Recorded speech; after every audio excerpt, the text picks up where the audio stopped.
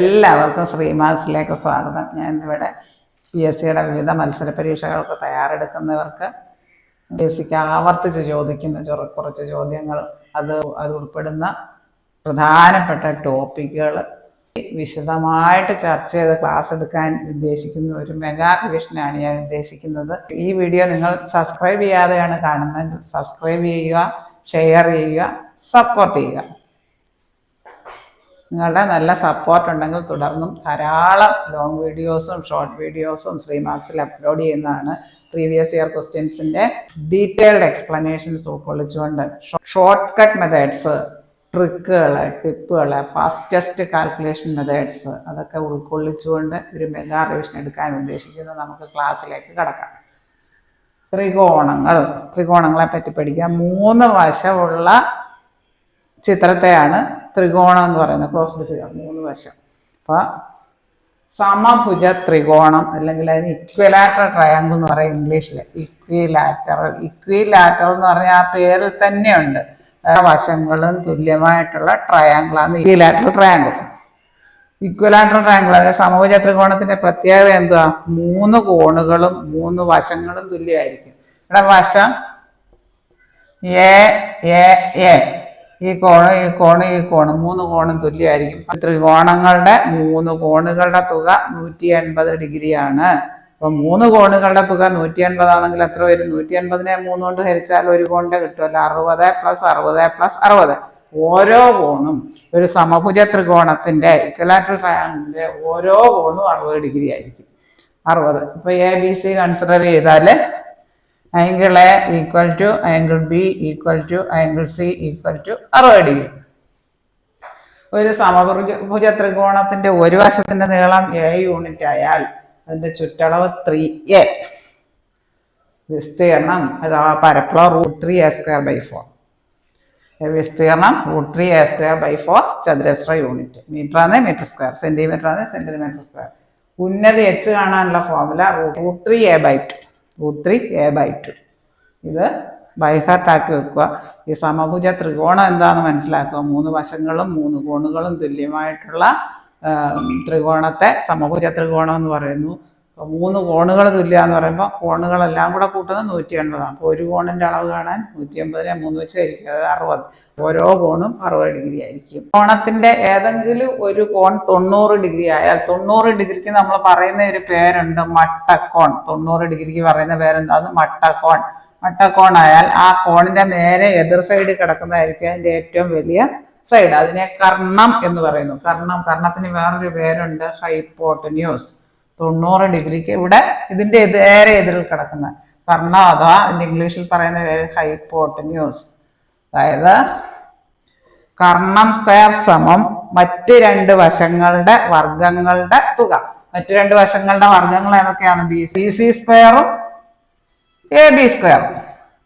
അതായത് കർണം സ്ക്വയർ സമം BC square + AB square. മറ്റ് 2 വശങ്ങളുടെ വർഗങ്ങളുടെ AB സ്ക്വയർ + BC സ്ക്വയർ. കർണം സ്ക്വയർ സമം, ഇതിനെ RHS തിയറം അല്ലെ പൈതഗോറിയൻ തിയറം എന്ന് പറയപ്പെടുന്നു. AB square + BC square. കാരണം ഇതിന്റെ നേരെ ഓപ്പോസിറ്റ് എതിർവശത്ത് കിടക്കുന്ന കർണം, ഏറ്റവും നീളം കൂടിയ വശം 90 ഡിഗ്രിക്ക് നേരെ എതിർവശത്ത് കിടക്കുന്ന കർണം. അതായത് ഒരു മട്ട ത്രികോണത്തിന്റെ കർണം ഹൈപ്പോട്ടന്യൂസ്. ഇപ്പൊ ഇവിടെ ഉദാഹരണം ഇതാണ് 90 ഡിഗ്രി. അതിന്റെ നേരെ എതിർവശത്ത് കിടക്കുന്ന AC.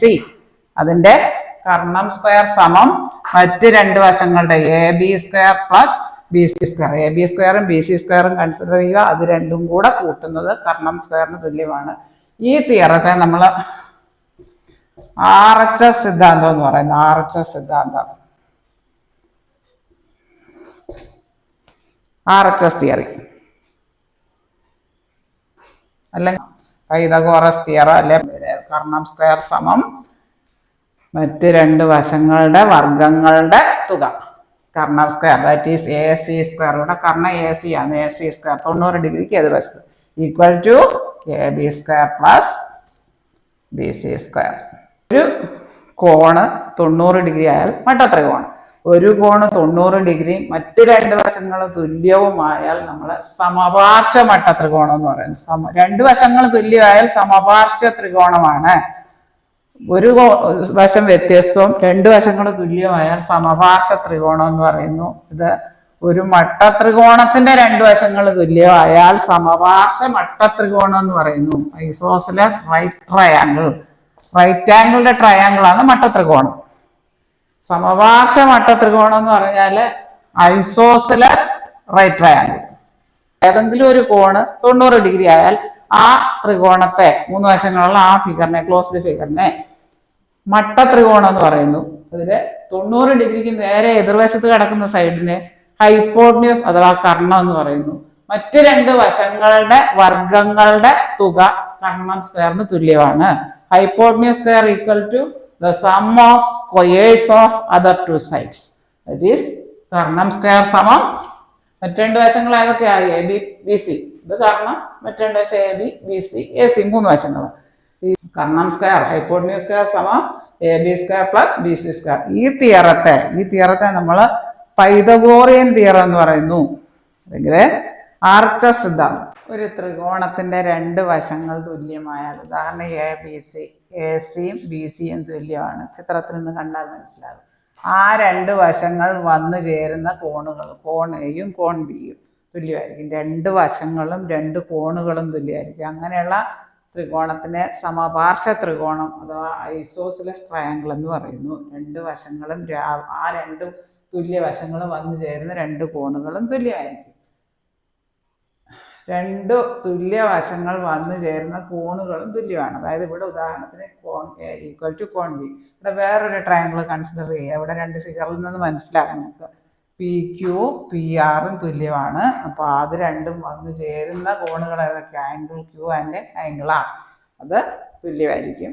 ഇപ്പോൾ ഒരു തുല്യ വശത്തിൻ്റെ നീളം എ യൂണിറ്റ് ആയാൽ അതിൻ്റെ വിസ്തീർണം കാണാനുള്ള ഫോർമുല b/4√4a² മൈനസ് b² ആയിരിക്കും.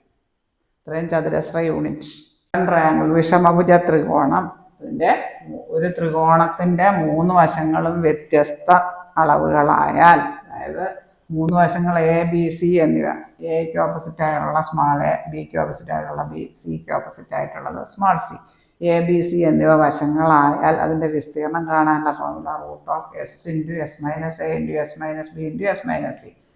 എസ് എന്ന് പറയുന്നത് സെമി പെരിമീറ്റർ എന്ന് പറയും. ചുറ്റളവിൻ്റെ നേരെ പകുതി, അതായത് a+b+c/2 പകുതി. അതായത് ഏത് ഇതിൻ്റെ ചുറ്റളവ് കാണാൻ പറഞ്ഞാലും മൂന്ന് വശങ്ങളും കൂടെ കൂട്ടിയാൽ. ബഹുഭുജങ്ങൾ എന്ന് പറഞ്ഞാൽ മൂന്നോ അതിൽ കൂടുതലോ വശങ്ങളുള്ള ക്ലോസ്ഡ് ഫിഗറിനെ, അടഞ്ഞ ഫിഗർ, ബഹുഭുജങ്ങൾ എന്ന് പറയുന്നു, അല്ലെ പോളിഗൺസ് എന്ന് പറയുന്നു. അതായത് ഇതൊരു ബഹുഭുജമല്ല, കാരണം ഇവിടെ ഓപ്പണാണ്. മൂന്ന് വശം ഉണ്ടെങ്കിലും ഇത് ഓപ്പണാണ്, ക്ലോസ്ഡ് ആയിരിക്കണം. ത്രികോണമാണ് ഏറ്റവും ചെറിയ ബഹുഭുജം, പോളിഗൺ. അതിൻ്റെ ഇംഗ്ലീഷ് വാക്ക് പോളിഗൺ. അവിടെ ചതുരവോ സമചതുരവോ ലംബകോ അതെല്ലാം ഇത് നാല് വശമുള്ള ഫിഗറിനെ മൊത്തത്തിൽ ചതുർഭുജം എന്ന് പറയുന്നു. ക്വാഡ്രിലാറ്ററൽ പഞ്ചഭുജം, 5 വശമുള്ള പെൻറ്റഗൺ, 6 വശമുള്ളത് ഹെക്സഗൺ, 6 വശമുള്ളത് ഹെക്സഗൺ, 7 വശമുള്ള സെപ്റ്റഗൺ, 8 വശമുള്ളത് ഒക്ടഗൺ, 9 വശമുള്ളത് നാനഗൺ, 10 വശമുള്ളത് ഡെക്കാഗൺ. അങ്ങനെ അങ്ങോട്ട് പോകും.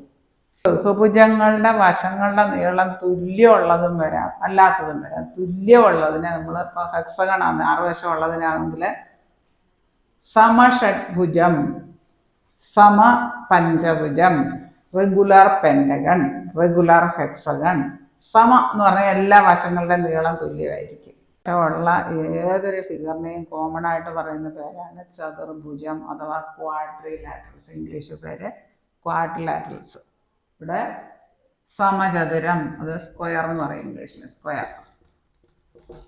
പിന്നെ സാമാന്തരികം, അതിന് പറയുന്ന പേര് പാരലലോഗ്രാം.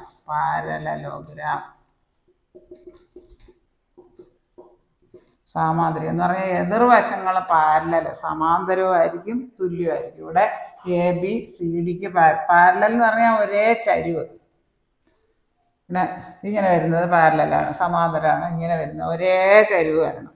അപ്പം എ ബി സി ഡിക്ക് സമാന്തരമാണ്, ബി സി എ ഡിക്ക് സമാന്തരമാണ്. എതിർവശങ്ങൾ സമാന്തരവും തുല്യവുമായിരിക്കും. Opposite sides are parallel and equal. ദീർഘചതുരം, അതിനെ റെക്റ്റാങ്കിൾ എന്ന് പറയുന്നു. റെക്റ്റാങ്കിൾ, ഈ റെക്റ്റാങ്കിളിൻ്റെ സ്ക്വയറിൻ്റെ ഒക്കെ പ്രത്യേകത എന്താ? എല്ലാ കോണളവും 90 ഡിഗ്രി ആയിരിക്കും. ഇവിടെ ദീർഘചതുരമല്ല, റെക്റ്റാങ്കിളിൻ്റെ പ്രത്യേകത എന്തുവാ? സ്ക്വയറിൻ്റെ എല്ലാ വശങ്ങളും തുല്യമായിരിക്കും. സമചതുരം എല്ലാ വശങ്ങളും തുല്യമായിരിക്കും, എല്ലാ കോണുകളും 90 ഡിഗ്രി ആയിരിക്കും. അതുപോലെ ദീർഘചതുര റെക്റ്റാങ്കിളിൻ്റെ പ്രത്യേകത എന്തുവാ? എല്ലാ കോണുകളും 90 ഡിഗ്രി മട്ടക്കോണായിരിക്കും, എതിർവശങ്ങൾ തുല്യമായിരിക്കും. നീളവും വീതിയായിട്ട് വരും. ഇവിടെ ലെങ്ത്, നീളം, വീതി. ഇതിനെ ട്രപ്പീസിയം അഥവാ ലംബകം എന്ന് പറയുന്നത്. ഇതിൽ ഒരു ജോഡി വശം, ഇത് 2 ജോഡി ഉള്ളതിൽ ഒരു ജോഡി വശം സമാന്തരമായിരിക്കും. ഈ സമാന്തര വശങ്ങൾക്ക് എ ബി എന്ന് കൊടുത്താൽ അവ തമ്മിലുള്ള ദൂരത്തെ എച്ച് എന്ന് പറയുന്നു, ഉന്നതി. ഏത് 4 വശമുള്ള ഫിഗറിനെ നമ്മൾ ചതുർഭുജങ്ങൾ അല്ലെങ്കിൽ ക്വാഡ്രിലാറ്ററൽസ് എന്ന് പറയപ്പെടുന്നു. ചതുർഭുജത്തിന് 4 വശങ്ങളും 4 കോണുകളും കാണും. എല്ലാ കോണുകളുടെയും തുക 360 ഡിഗ്രി ആയിരിക്കും. ഒരു ക്വാഡ്രിലാറ്ററലിൻ്റെ സ്ക്വയർ ആയാലും ട്രപ്പീസ് ആയാലും റെക്റ്റാങ്കിൾ ആയാലും റോംബസ്, 4 വശവും തുല്യമായിട്ടുള്ള സാമാന്തര്യത്തിനെ റോംബസ് എന്ന് പറയുന്നത്. ഇതിനെ റോംബസ് എന്ന് പറയുന്നത്.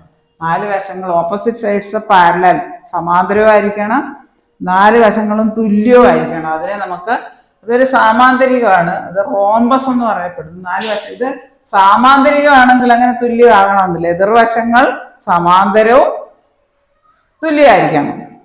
ഇതങ്ങനെയല്ല. റോംബസ് എന്ന് പറഞ്ഞാൽ ഈ സമഭുജ സാമാന്തരികം, എല്ലാ വശങ്ങളും തുല്യ. അതിൻ്റെ ഇംഗ്ലീഷ് വാക്ക് RHOMBUS, റോംബസ് എന്ന് പറയും. ഇത്രയും കാര്യങ്ങൾ നിങ്ങൾക്ക് നന്നായി മനസ്സിലായി എന്ന് ഞാൻ വിശ്വസിക്കട്ടെ. ഈ വീഡിയോ നിങ്ങൾക്ക് ഇഷ്ടമായെങ്കിൽ ലൈക്ക് ചെയ്യുക, ഷെയർ ചെയ്യുക, സബ്സ്ക്രൈബ് ചെയ്യുക. ഈ വീഡിയോ സബ്സ്ക്രൈബ് ചെയ്യാതെയാണ് കാണുന്നതെങ്കിൽ സബ്സ്ക്രൈബ് ചെയ്യാൻ മറക്കല്ലേ. ശ്രീമാസിൽ പ്രീവിയസ് ഇയർ ക്വസ്റ്റ്യൻസിൻ്റെ ധാരാളം ലോങ് വീഡിയോസും ഷോർട്ട് വീഡിയോസും അപ്ലോഡ് ചെയ്തിട്ടുണ്ട്. താഴെ കാണുന്ന ബെല്ലൈക്കൺ എനേബിൾ ചെയ്താൽ ഞാനിടുന്ന വീഡിയോസിൻ്റെ എല്ലാ നോട്ടിഫിക്കേഷൻസ് നിങ്ങൾക്ക് ലഭിക്കുന്നതാണ്. Thank you.